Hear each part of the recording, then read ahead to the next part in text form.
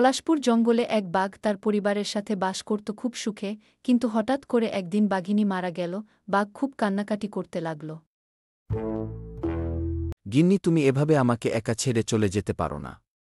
বাঘের বাচ্চা কান্নাকাটি শুনতে পেয়ে বলল, এত বাবার গলার আওয়াজ, বাবা কাঁদছে কেন? বলে সে বাড়ি এসে দেখল তার মা মারা গেছে। সে মামা বলে কাঁদতে লাগল।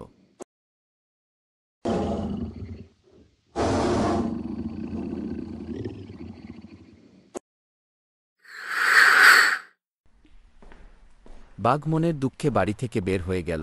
সে ভাবতে লাগল, গিন্নি তো আর নাই, আমার ছেলেকে দেখবে কে, আমাকে কে ভালোবাসবে? সে এসব ভাবতে ভাবতে একটা বাড়ি দেখতে পেল। সে বাড়িটাকে ভালো করে দেখতে লাগল। কিছুক্ষণ পর সে দৌড়ে মেয়েটির কাছে গিয়ে বলল,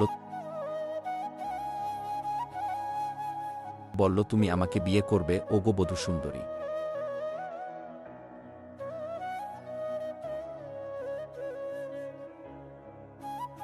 মেয়েটি বলল, তুমি বাঘ আর আমি মানুষ, বিয়ে কিভাবে সম্ভব?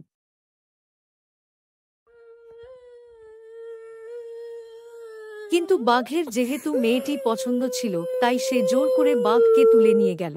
বাঘ বলল, এই আমার বাড়ি, তুমি একটু রেস্ট নাও, আমি বাজার করে আসছি। আর যদি পালাবার চেষ্টা করো তাহলে খুব দুঃখ আছে। চারিদিকে জঙ্গল, সব পশুরা এই গুহার বাইরে বার হলে তোমাকে মেরে ফেলবে।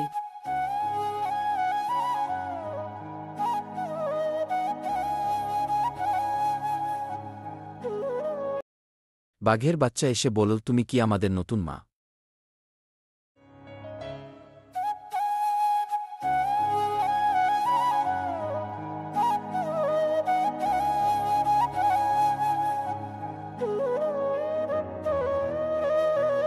এদিকে মেয়েটার ভাই তার দিদি চলে যাবার পর হতভম্ব হয়ে গেল। সে এদিকে ওদিকে তাকিয়ে দিদিকে খুঁজতে লাগল।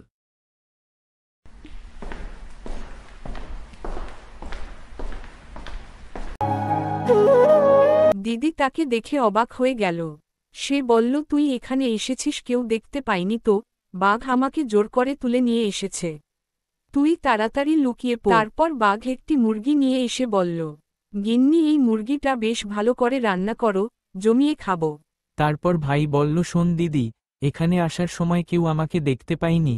বাঘ যে মুরগিটা নিয়ে এসেছে ওটা রান্না করার সময় ওতে ঘুমের ওষুধ মিশিয়ে দিবি, তারপর ওটা খেয়ে বাঘ যখন ঘুমিয়ে পড়বে তখন আমরা পালাবো।